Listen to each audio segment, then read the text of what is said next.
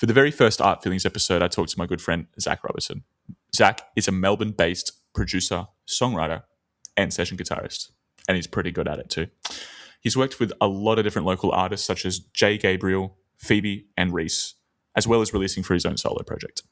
In this conversation, we cover things like the impact of sharing your passion, the necessity of good input for good output, and a lot of other things that we're frankly not very qualified to talk about.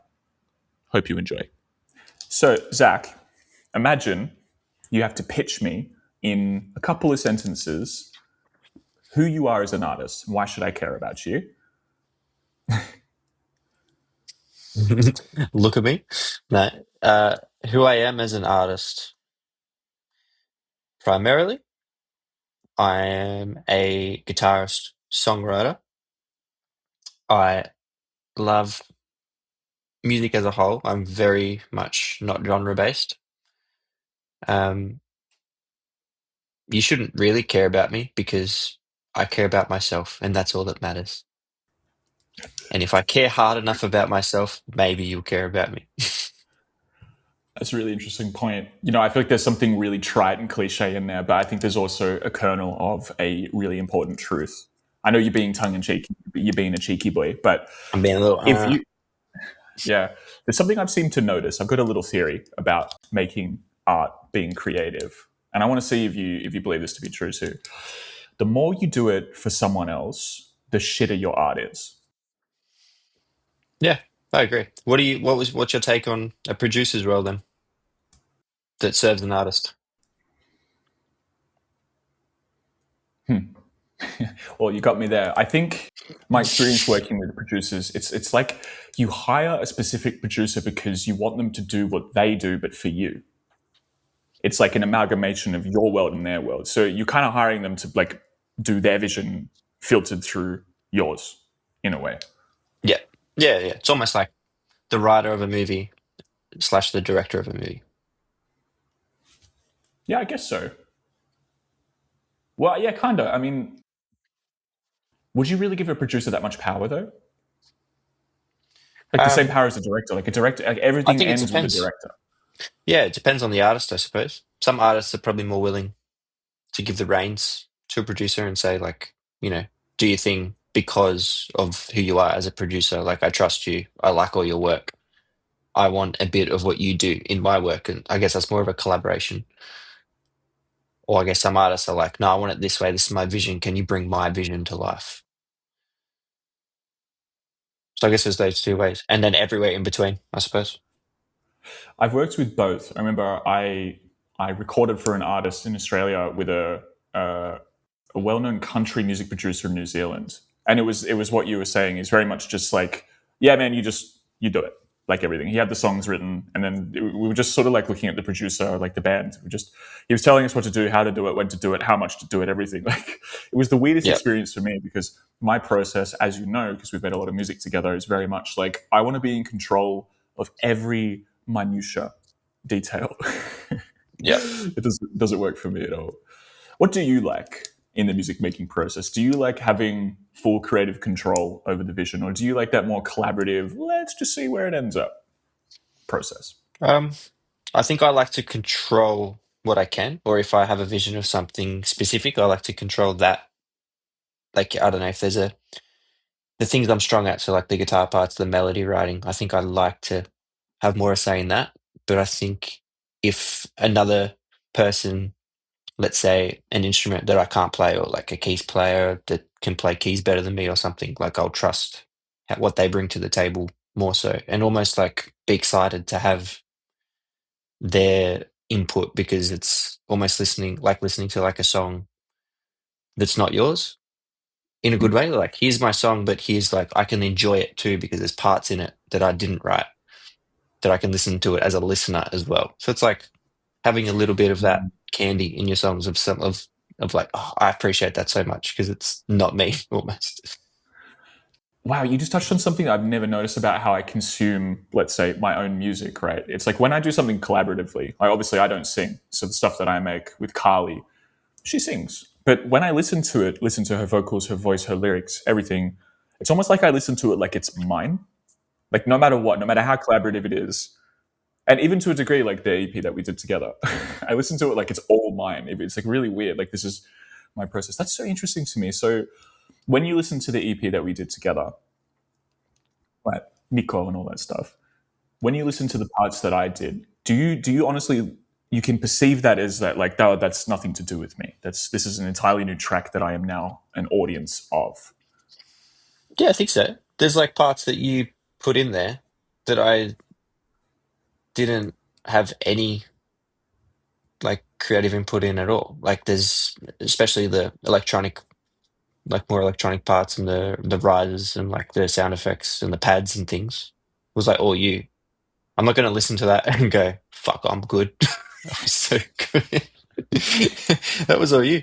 So like, I don't know. There's certain bits where I know what I did in there and I'm like real proud of it. I'm like, yeah, I nailed that. That's so good. I'm like happy with that. And then there's bits that you did where I'm like, fuck, he nailed that.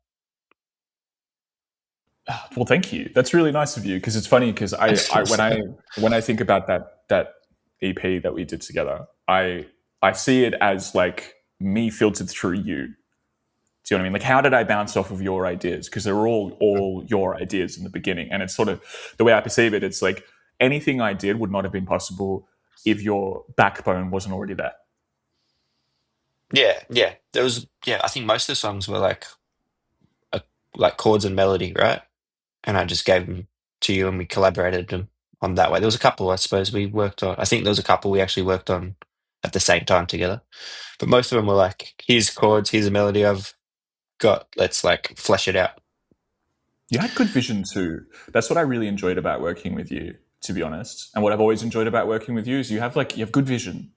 This song is like this. I want the drums to feel like this. I want the overall vibe to feel like this track. It's very, very clear, I've always felt. Mm. Which Yeah, it sort of seems at odds to me with the attitude of what we were speaking about before, where you seem more like let's go with the flow, let's see what they add, let's see what kind of happens. But also at the same time, you've yeah. got this like really strong vision. I know exactly what I want. Yeah, I think I know. I've got like a blurry vision of what I want, but then I think there's room for some nuance. There's like room for something that I wasn't expecting. If it was bad, I wouldn't, you know, it'd be a different story. If I'm working with someone and all their ideas are bad, I'm not going to just say, yeah, all right. But Well, how like, do you if handle I, that? How do you? I'm sorry. Continue.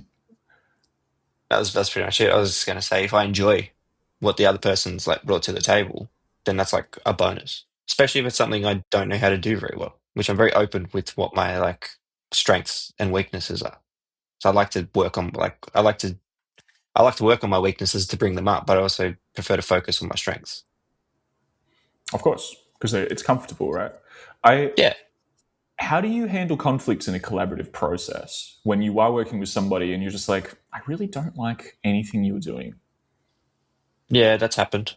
Um, how do I handle it? I guess I don't handle it. I kind of, I guess I softly put my opinion forward, and if it doesn't get it, I take that producer role I was talking about earlier, where you're just trying to bring their vision to life. You almost become like an engineer more than a creative thing. It hasn't happened that many times. Most people like bounce off your ideas, and like I don't think I've had many situations where they're like, "Nah, don't like that idea. Sticking with my idea." Like it's, I don't know, and I'm not like savvy with every piece of music that's out there. So like, I don't know I don't want to be. I'm a bit afraid to turn down an idea that could have been really cool, but I've gone, nah, it's not interesting enough, or it's not like whatever. It might be the right thing for that genre or for that like certain part in time. So I keep that in my mind, I suppose. But then again, I haven't done that a lot, to be fair. I suppose though it's all it can be compartmentalized according to like how who is this for?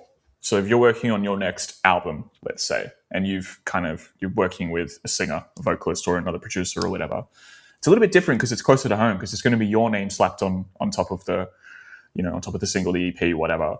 Versus if Yeah, you're sort of just co-writing for someone, just having fun or whatever.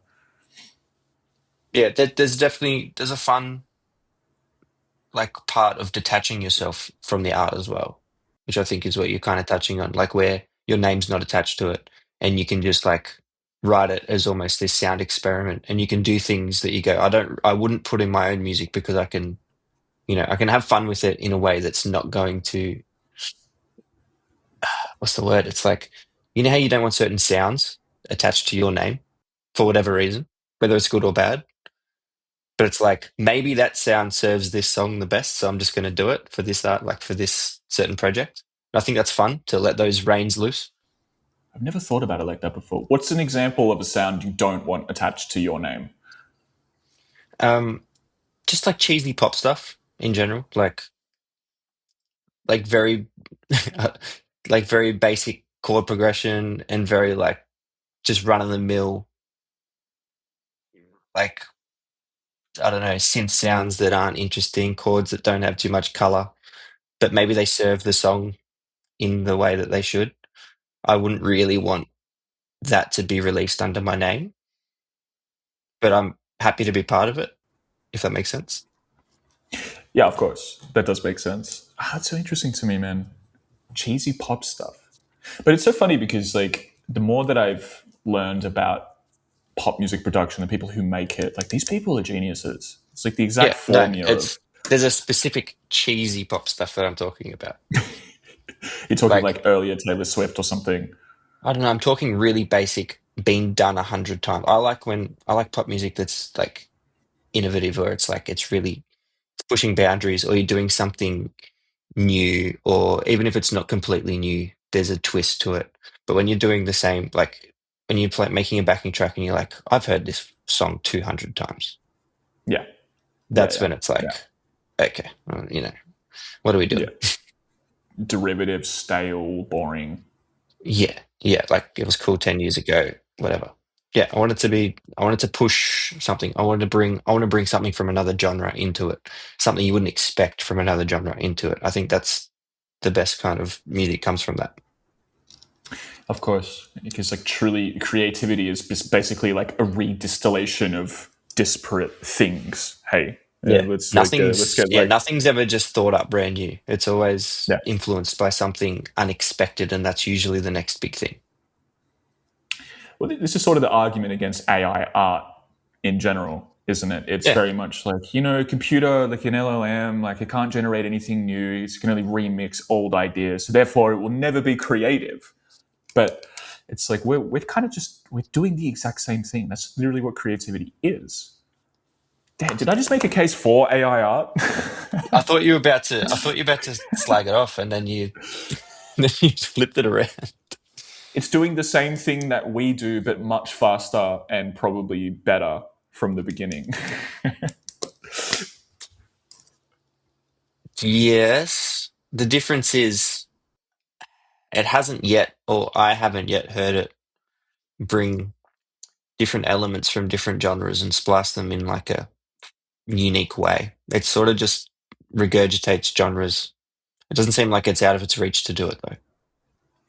Do you think that's a limitation of the actual software or technology, or perhaps a limitation of the vision people of the person driving the software, though? I don't know how the software is created in the first place, so I'm not sure how it would. I'm not sure if the person that creates the software even has a musical brain to begin with. Is that what you're asking? No, it's more like because there's this whole thing. There's a lot of AI fear at the moment, especially coming for jobs, and it's been something in like the creative world for a long time. I mean, there's already skint money to be made pursuing a creative profession, let's say, Yeah. but now there's Yeah. going to be even less because corporations are just going to be like, generate me a million jingles, and we'll just choose the most, the Yeah, most that's beige true. and whatever. I don't know what I'm trying to say, but what is the word that I'm trying to say? It's not acceptable. It's beyond me. But there's a lot of AI fear, and from my experience using them in my job, I don't really use them for anything creative. If I'm going to be honest, I'm just kind of Mm. allergic to that. And the reason is it's all based upon what you tell it to do. If your vision is bad, what comes out the other end is also going to be bad because it does exactly what you say half the time. Yeah. So in I that think sense, it's not very creative. no, it's not. But also, like if you go back to what you were saying, how it's like replacing jobs or things like that. I think. there's always something that's replacing jobs. This might be a bigger. I don't even know who's out there writing jingles at the moment. Probably a lot of people. I don't know anyone that does it, but there's probably a lot of people that are getting maybe less work because of it. Mm. But that's happened forever. Like recording studios get less work because at-home studios are so accessible now. It's like is that as a big of a bad thing as AI was? To like workplace wise? But that's happened forever. Like technology is always getting better and we're always displacing jobs, but then a new job gets created somewhere. Maybe this one doesn't create the new job. Well, because I guess the thinking is, especially if you reach a point where it can sort of personally self-improve, then it will just take all the new jobs as well, because it's going to learn how to do that better and more effective That's than any true. human ever, which is sort of a strange thing about it. But also, I mean, man, it's going so far into AI. I love it. We're musicians, not tech bros. But from The from weird what it thing, the seems weird like, thing about AI. Yeah, you go first. Sorry. no, I'm sorry. You go first. Oh, thank you. Am I the guest? You are the guest. Oh, uh, I find it weird that like I know growing up pre-AI, AI was like it's called artificial intelligence. So I always thought it was like once computers have a literal brain, we call it AI. But apparently it's just once computers get pretty good, we call it AI. Like, what's the difference between that and I know it's better than like what a computer was doing before it, but wasn't that just still AI? Isn't this still not AI? Like, I'm I think confused by where the line of AI starts. Because isn't it meant to be once it's conscious? Isn't that like the science fiction version of AI? yeah, but then how are we going to sit there and argue if it's conscious or not? Do you know what I mean? Like, there's already there was that story of the whistleblower at Google being like, "Oh, dude, it's conscious already. It's self-aware. Like, it's real. We got to give it rights and things like this." So people are already making Right. that argument. But I guess that's what I was going to say was like, it seems like the people working on this at the frontier, pushing it this way and trying to make it basically become a god that's going to take over everything. They don't even know what it is. They don't understand how it works properly, and that's so strange to me. And I think that's probably due in part why it's like undefinable. There's been a lot of scope creep about what actually is AGI. So no one knows. I don't know. Yeah. It's pretty good Yeah. already. Yeah. That's true. It's quite a strange thing. But it's, But it's to just bring generating things, though. It's not thinking yet. well, but what is thinking? It's like we're reverse engineering how we work, distilling Yeah. it down, making it cold. Like you said, we're musicians. No idea. Well, it's interesting because I suppose like it's adjacent to creativity and making stuff because we're watching something else, a different species, essentially make stuff that we tell it to make. And that's kind of cool in a Mm, way. mm. It's like an analogy of creativity, and it's pretty Yeah. I funny guess how cagey we all get about it. thankfully, the new generation calls it AI slop. So it's not like it's already a bad thing in the eyes of young people. Like they know, they can hear it and they know what's going up, like what's going on. And I think in, I think in almost, I don't know if it's coincidence, but it seems like music that young people are listening to nowadays is rawer and more Mm. demo sounding than ever. Mm. I wonder if that's almost a left turn of like AI's over here. Everything's so polished. You can tell when it's an AI song. Even I can tell when it's an AI song. And it's like, Sometimes the lines are a bit blurred. There was that dance track that kind of it like topped some charts a little while ago. It was like I run, I run, I run, I run. That's literally all I remember of it. But it came out that it was an AI generated melody, and when they got caught, they were like, oh, and they got like a real vocalist to sing it, but it was still AI generated, AI composed, let's say. So the lines are getting sort of blurry there, and that song went like bananas crazy, like popular. It was like everywhere. Like I even found it through like Spotify playlists and stuff like that. And I was like, man, this is a banger. okay. And then found out later that it was AI generated. There you But go. I guess that actually does give me quite a lot of hope. There is this like it's like people are allergic to AI. I know myself. I am. The second I hear, I catch a little bit of a suspicion, a little bit of doubt that something I'm consuming is being generated by an AI. I'm like, no, I just don't have. I just don't have time for it anymore. I just don't care. Even if it was compelling just before that switch, that realization. And I wonder what Yeah, that and I don't is. think that mindset, I don't think it will change. So that's why I'm less worried about it, I suppose, because people's perception of it is like negative. But then maybe it's generational, because if you're an iPad kid just growing up on AI slop now, are you really going to care so much? As you start getting a bit older and start having an idea about the world and a sense of individuality and stuff like this, maybe Yeah, maybe maybe not. everything's screwed, but just like in 20 or 30 years, not in the next 10. Yeah, yeah. Well, and then and then 10 years after that will come good again, and it'll all be fine. We'll fight the robots and we'll win. It's all good. You're very optimistic, Zach. That's what I love about How you. can we? How But can we know? well, we can't. Maybe we shouldn't care about it and just like get busy making art. And it's funny because like all of this kind of feels like a bit of an analogy to something that I wanted to kind of bring us back to. Was there's this dichotomy that we sort of danced around in the beginning of this conversation, which was essentially like authenticity, vision, and ownership, but also which all those things say to me control me, what I want, what I really care about, but obviously in a way that's like genuine. But then we've also spoken a lot about being detached from the process, being detached from the outcome, detached from what the actual inner workings are. And that's a really interesting kind of pull to me because that's the opposite of control. How can you be authentically out of control? That feels like a bit of a paradox to me. Authentically out of control. That's the thumbnail. Like let me give you an example. So you were saying before we were speaking a little bit about how when you're in a session and you're working with somebody and you just really don't like their ideas, and I asked you, what do you do in that situation? Do you do you give them a hard, nah man, that's awful, let's try something else? And the answer is like you try to maybe softly move it somewhere else, but then you try to work with it because it's like, well, maybe I'm ignorant. Mm. In that moment, are you being authentic? Um, like I said, if your name's, I don't know, what's authentic? Does that mean something I want to be represented as? Like, if people see me a certain way, is that how I want to be seen? Or is it I'm just being myself without thinking? Is that what authentic is?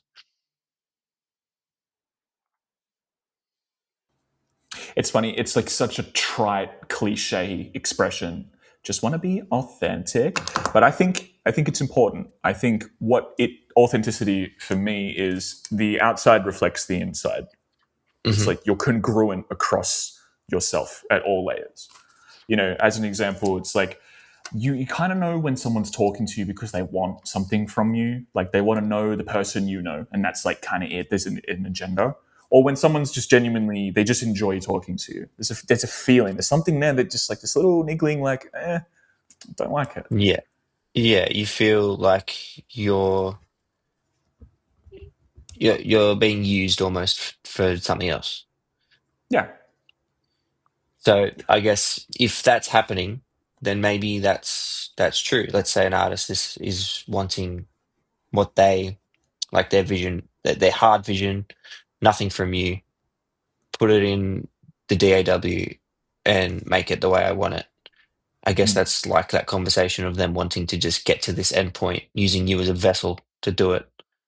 I guess that's less authentic from you because you're just acting like their puppet, I guess, their robot because they don't know how to use the things or make them sound good in the DAW. So you're just literally an extension of like skills they don't have. You're a tool. So you're a tool. So I guess that feels worse. But then again, what if they're right?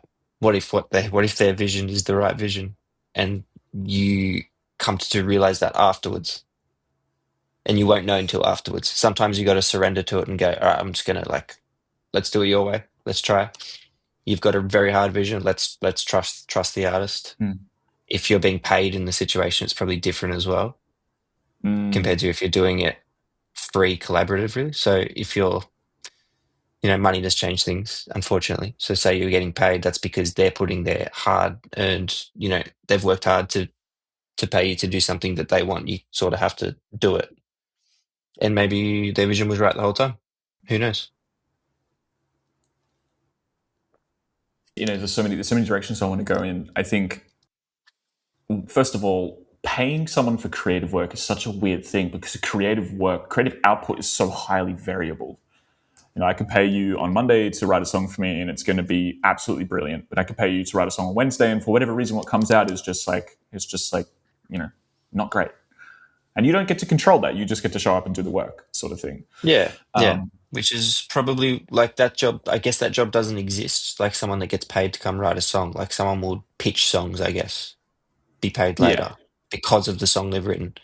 The What you're probably saying more so is a producer role that's getting paid on the day to just push the buttons like we talked about, or to bring what they can bring in terms of sounds as well. Because you've listened to their catalog, so you know what they do. If you listen to other artists that they've produced, and you go, "Oh, I know what they can do.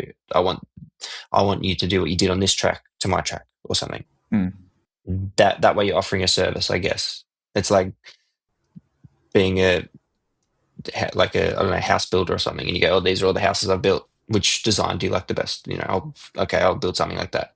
But they'll go, "Oh, but I want staircase in a different spot." You're like, "Oh yeah, I can do that." It's probably more that kind of thing. but I can think of a couple of anecdotes where you go to somebody because they built an awesome house, and you want the same thing. And everybody looked at that house and they're like, "Mate, this is a sick house. I'd love to have something like that." And so you go get a house built, but then it just doesn't. It's just not the same. It's like when that episode of The Simpsons where Homer tries to build the outdoor barbecue, Mm. and he just like screws it up, and it's awful. We have a friend in particular who went to a producer who was popping off a little while ago, and she worked with the producer, and it was just the track that came out was so bland, and it was like very strange, like comparing the two tracks, what this guy was known for and what his output was. It was just it just lacked something. It lacked that energy. It lacked that same passion, that spark. I don't know how to Yeah, put it. I guess there's so many variables. Could be the songwriting. It could be the way that you expressed your ideas in the session didn't come across the right way, like you didn't describe what you wanted good enough, or the producer had a bad day and it didn't come together. Like there's a lot of ways it could go. And I guess that's a day to day. That's the human element. I guess that's what we want, isn't it? We want all these imperfections and things like that. The waviness of our nature is our authenticity. There you go. Well, let's come back to your process. Let's come back to Zac Robertson for a moment. So you seem quite well. I know you, but if I only had this conversation to go off of it, it seems like you're very comfortable going with the flow. Was that in your creative process? Have you always been like that? Just seeing what happens and not really caring so much about where it ends up. um, Not always. I think I trust more where it's going to end up now because of the experience I have. So I can go with the flow because I know the way the river's running.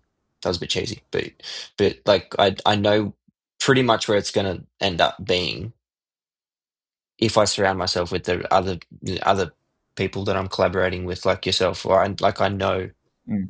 that it's going to like go in the same direction. If that makes sense. I know when I was younger, I was more so like I was less go with the flow. I was more like had a vision and like would fight for that vision, like because I hadn't had the experience and it was harder to get there to make what I wanted to make. It was a lot harder to do because I just didn't know how to do it right, or other people didn't know how to do it right as well. So if I look back, that was probably more, you know, uh, more of a struggle to get my product how I wanted it. But now I think I know how I want it to go, and trust everyone around me so I can get it there without too much like hassle. Plus, I enjoy more so now. I enjoy, like we talked about earlier, I enjoy when things, uh, little ear candies that I can listen to in my own songs. That's like my favorite part. one of my favorite songs that I've ever recorded and written was with our friend Cade Brown, just because what he plays on the keys in my song 6/4 is just like the coolest thing I've ever heard. And I can listen to that as a listener and go, like, that's so cool. Yeah, but Kate's something special, eh? Yeah, like Shout out to Kate Brown. it's nuts. All I had was just like drum beat and like chords and like some stabs and stuff. And I was like, oh, yeah, this is a pretty cool beat. And then we're like, oh, yeah, we'll get Cade to solo over it. And now it's just like he's like made it his. It's funny. I actually remember that moment where I think we all. Well, I don't know if you thought this, but I remember when we were messing around with that track because we played it live, if I remember correctly. Um, Yeah, and I just remember thinking, how is anyone going to solo over this? You know, because the chords are obviously changing so frequently. There's really bizarre rhythms, and it doesn't really make any sense. And I just obviously from my drummer brain, I was like, this doesn't make sense. Like it's no, impossible. It just can't be done. But he sat I didn't down. think it was gonna be a solo. It wasn't meant to be a solo. It was just meant to be like a Yeah, beat. I was probably gonna throw it away. Like it was something to be played. It was something for a drummer to play along to like show their chops. yeah. That's what it was. That's all it was. It was like here's a cool thing for a drummer to play along to show chops, a bit like a house jazzy cut type thing. And then live were like, oh yeah, we'll get Cade to solo over it. Fucking did, and it was like incredible. It was like, let's record that, and here it is. It exists. It He exists in the he. world. This is a test. This is such a testament to his musicianship. Hey, because he sat in front of it and he was like, because remember we were rehearsing it. We're in the concert prac auditorium hall of our university. I'm Yeah, pretty we're sure it was from talking my like recital what actually. This is a six long years time ago ago. at least. So like, A long could be time blurry. ago, yeah. But I just remember sitting there looking at Kay and he was just like, oh yeah, and he had like the lead sheet in front of him and he just straight away it was like it didn't Yeah, even mental. it didn't phase him. It didn't phase him one Nah, iota. It was mental. mental. And then I remember asking when he recorded it, I'm like, how are you like playing through those changes? Like, what are you thinking about? He's like, oh yeah, the chords aren't really that related, eh? And that was pretty much it. Okay. Oh, He yeah, goes, yeah, I but that guess I'm is just like finding a few common tones and whatever. And I was just like, he's like, but yeah, the chords are all pretty different because they're all in like, I think they're like major thirds apart from each other and like all major sevens, major thirds apart from each other. They're like, you got to use every single like note in the friggin' world mm, to solo over it properly. And anyway, he did it like it was nothing. It was easy. And I can look at that track and it's like got my name on it, but I'm just like, you know what? That's a track I listen to. That's like my yeah. guilty pleasure. I can listen to that song. I don't really Yeah. like to listen to any of my other songs because I've heard them so many times and like I Yeah. don't know, it's just, you don't like listening to yourself that much. But when I listen to that song, I'm not listening to me, I'm listening to him. And I'm like, that's sick. I love that. And it actually highlights something. I wrote it down. There's a word you said before, which is you use it in reference to your process. It's like you trust yourself more that you're going to get to where you want to go. And it's Mm, interesting because it's like in that process of working with a collaborator, it requires a lot of trust that this person is going to, not that the person's going to do something great or amazing, that like the process of the making is going to end up somewhere or you're going to learn from it. Or it's not going to be a waste of time. yeah. Um, yeah, I guess it depends what you think is a waste of time. Like, do you need an end product at the end of it? Or like you said, are you learning something from it? Um, is it fun? Is it just fun to do? Mm. That's also a pretty good reason to do it. I see. I'm trying to. I mean, even using the word "trying" is it's going to undermine my argument. I suppose it's like I'm trying to be more like you in my own creative process, right? More trust. Let's see where this goes. It's okay because I'm very much like, okay, I have to quantify the output of my artistic endeavor. How many things did I write last week? How many of those things are awesome? Oh, what I wrote Yeah. today, I didn't like. What a waste of a day. And like that sort of measuring what you do, it just Yeah. destroys the fun. Destroys the Yeah. fun out of it for I've me. felt like that. I think for me, I don't know if this works for everyone. For me, I have moments of input and output, and like I need a good month or two of input, like listening to things, like just getting things in and like appreciating them as a listener. and then I can like be inspired to do like to output, and I can like write things that whatever I've listened to, I've consumed it, and I've like crunched it down into this ball of something. I've like digested all the things I like out of it, and now I can go and like express that, and I can bring it out into something new. If I don't do that, if I force, I know some people think it like they prefer to treat it like a muscle, and they should sit down and they do an hour of songwriting every night, and they make sure that never worked for me. I think it's just the way my brain works. I'm more of a on off. I'm more of a like a fly in fly out worker.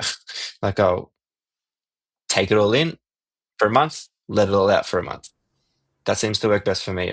What I let out in that month is a lot better than what I would if I forced it. I wonder if it's just the act of not forcing. That's like maybe that's the central theme. Oh, of course, like stopping and appreciating the beauty of things, getting inspired, new sounds, new melodies, blah blah blah. Yeah. Otherwise, I think what's the point? Like I think you gotta stand back and like look at what makes you like what brings you joy, and then try to create that joy for yourself in your output. Otherwise, you're probably making it for the wrong reasons. You might be making it for external, you might be making it to please other people. And I think you have to do that in one sense, but I don't think in turn they'll like anyone else will like it if you're not serving yourself, if that makes sense. Yeah, of course. If you don't like it, how can anyone else? I Yeah, mean, exactly. people could, but if you don't like it, literally, what is the point of you sitting down and doing it? Because no one's got a gun to your head saying like make songs. No, and it's already like a hard enough business to be in. Why would you want to make it something you don't like? Like the whole dream of being a musician is to like, I don't know, like the classic have a job you love, you don't work a day in your life kind of thing. Why would you want to have a job that's already so hard to like make it in terms of a living, but also hate it? Like that's a lose-lose situation. But it's such at odds with what people say is required in order to do it as a job. You need a grind, you need to show up. It's like the Stephen Pressfield War of Art mentality. Like treat it like a job. Show up at 9 o'clock, hell or high water, rain, hail, or Yeah. shine. If you're sick as a dog, didn't sleep, who cares? Show up 9 o'clock. You're in that seat making stuff. And maybe it works for writers. All Yeah. the I writers think, I've met are pretty crazy people, to be honest. Maybe music's yeah. a little bit more special, let's say, but I feel like that mentality gets just like switched over to music making one to one. Yeah, maybe. It might be that mindset is like specific to that job or that goal, or it might be that mindset specific to each person, each individual. Like for me, I just don't see that working for me, but maybe that works for you or for the next person that's in the same situation. I don't know. For me, that that just sucks the joy out of it, and then I go, "What's the point?" What's really interesting, man, because there was a question I wanted to ask you. It was actually one of the first questions I was supposed to ask you, which was um, when pursuing your creativity, what has it given you outside of the obvious things that people look for, like how many streams, how many likes, how much money, blah blah blah blah. Like, what are the Mm. unmeasurable things, the more the intangible things outside of that? And you keep coming back to joy specifically. It's like that moment of being in the process. Sounds like something magical for you.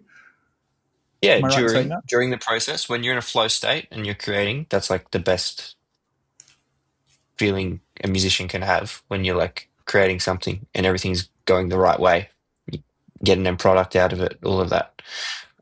I'm really like in the mindset of like I like to build things in general, whether it's Mm, physical or whether it's like music, which is on another realm, like an audio mm, realm. Um, mm. I'm like picture an old guy with like a tool shed, and he's got all these little trinkets that he's built over his life, and they just sit in the shed. And like he walks in there and he's like proud of them. Like you can just go, oh, I'm like, I built that. Like, oh, like probably the same way like a kid might look at like a Lego set that they built or something. And they'll go like, wow, wow, I built that. That's cool. That's how I feel if I was to like think about my music catalog or look at I just go like the sense of pride it's not like an egotistical pride. It's just like a like good on you for doing that. Like there was so many times where you could have not done that and like Mm. not written that song and like sat on the couch and played PlayStation and not tried to release music and do all that. But there's a sense of pride knowing that that's gonna live on in some way as well, beyond me as well. Like it's not gonna pass when I pass. It should still exist. And I think that would be cool for like future generations to just be like, oh, he was a musician. Cool. You can see his stuff. Like it's a cool little timestamp, I think. That's interesting because in your answer, there's two opposite ends. It's like I'm only doing it for me, and Mm. I'm doing it for other people to know that I was here at the same time. There's push and pull Yeah. of creativity. Like I did it for me. Like your analogy of like the old guy walking into his garden shed, with the trinkets that he's made. I find that really beautiful. I find that really inspiring as well because it really is like, it just, I don't know why it just like it hit me in the feels a little bit. I was like, that is exactly what it feels like when you go through your catalog of like half baked ideas and you kind of pull this out. It's Yeah. just like, man, you can remember where you were or the time or whatever. But then that last bit, it feels at odds with that. That's like so interesting to me. The legacy of your music, the legacy of your creativity, the mark you've left. Which obviously, like, if that outlives you, you're not around to perceive that. That's purely for other people. Yeah. We all want to be remembered in like I guess a positive way, right? Hmm. So it's almost like, I don't know, when I think back on my, people that have passed in my life, I like to think of things that they accomplished. For example, my mum passed a year and a half ago, and she was a triathlete. She has medals from like Ironman and triathlons and things like that. And I've still got her medals, and I can look at them in the same way and just be like, wow, that's so cool that you did that Mm. with your life. That's so cool that you have something to remember you by in a positive way. Not in a way that's like I don't think I make music. They say I don't think I make music because I want to leave a legacy. I think it's a byproduct of it. But it's also when you think back on what I've like when I look at say my Spotify or something, I can go, oh, imagine my great grandkids just like stumbling across this and be like, what? Zach was a musician? What? Wow, let's listen to his things. Oh, and even if they go, oh, that sounds so lame, like it's just like Yeah. that's just cool to even if it brings like a smile or it just brings like a memory. Like it's just little things like that. Because otherwise you sort of get I think you get drowned out a little bit. Mm. It's good to have things in a positive way to be remembered by. Yeah, I really like that because I think when, in the context which I understand people desiring to leave a legacy, it's like of power, fame, power, blah, blah, blah. Like an emperor, a king, a president, or like a warlord. I did this, I built this. Like, man, look at that bridge, man. It's got my name on it. The Andy Bridge. Yeah, Yeah. people are going to be driving over that and be like, oh, there's a lot of traffic on the Andy Bridge. It's like, yes, I'm still alive for hundreds of years afterwards. So I think about it in that context. It's like a hedge against dying, basically. But what you said is really beautiful with your mum. It's like, especially like how touching for you, where you can like hold these medals and you can kind of remember her, what was her big part of her life, her accomplishment, to interact Yeah. with that. That's a Yeah. That was wonderful like thing, her man. that was her pride and joy was like being a triathlete, like being, exercise guru. And I can like remember her that way because she loved it so much, because of a passion, because she had a passion. I think a lot of people don't have a passion. And if you try to remember them, you just remember them from, I don't know, what do you remember them from? Like good deeds, things like that. But they're sort of, I don't know, they're harder to pinpoint. Whereas my mum has there's just like one thing I think about straight away. And I'm just like, she had a passion and that's contagious. So I'd like to, be remembered as having a passion.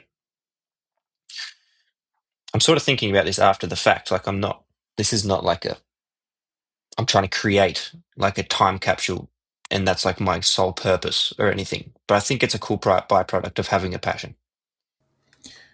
I really like what you said. You said passion is contagious, and I really feel that. Like, when I see somebody making, it doesn't matter if it's music, man. Like, it could be, like you said, like an athlete. It could be, a painter, a photographer, a dancer, whatever. Someone who's just so immersed and passionate and just, you know, I don't know. They're just like so given to whatever it is that they're doing and making. It makes me feel that same passion. Like, passion really is contagious.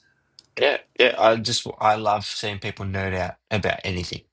Like, doesn't matter what it is. I'll like it could be like knitting a blanket, and they're just like, man, the way that this needle goes in and does this pattern. I'm like, yeah, yeah, yeah. What?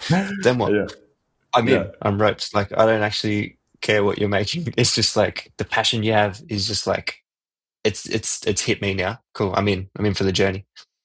Man, that's beautiful. Maybe that is like, that's like a, because one thing that we didn't really get to touch on. We're going to wrap up anyway, so we're probably not going to touch on it too much. But it's like, what is the value of pursuing art?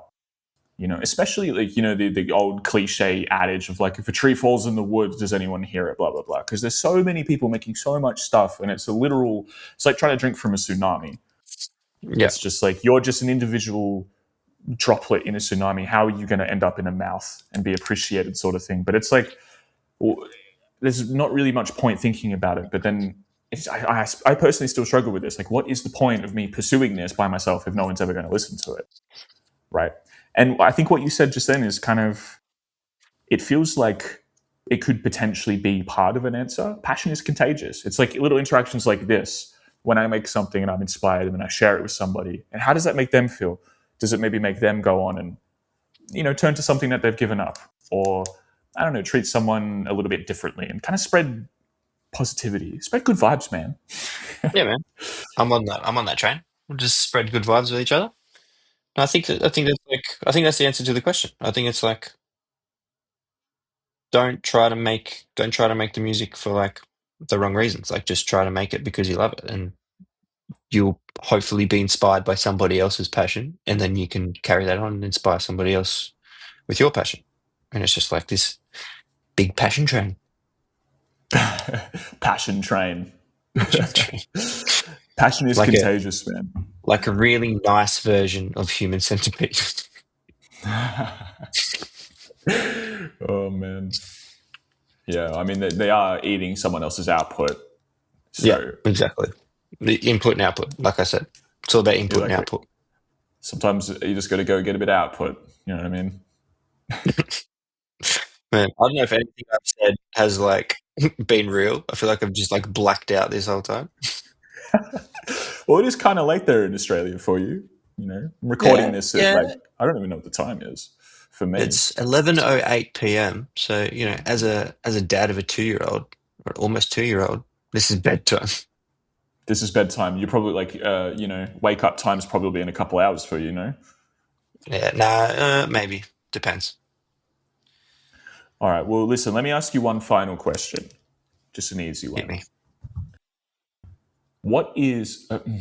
How do I phrase this? I didn't think about this question until just now, but I really want to ask you: what's an artist that you are in love with right now? Who's an artist? Doesn't have to be music. It could The be anything. artist that I'm in love with right now. Mm. Um, it's hard not to think of music, so I probably have to go music. You're allowed to.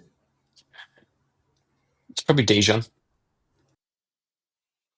think it's Dijon. I think after seeing his Coachella set, I think that was one of the coolest things I've ever seen.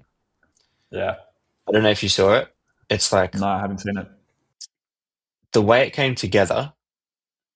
I don't. I like to me, it's historic. Like what happened on that stage. Okay. Wow. Even the visuals of it, the way the sun set as he was like playing. But they had so much analog gear synced up to each other.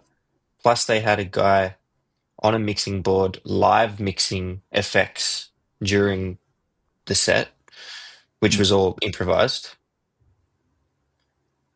I don't know, it all just came together so great. I watched an interview with the lap steel and guitarist from I can't his name's gone from my mind right now.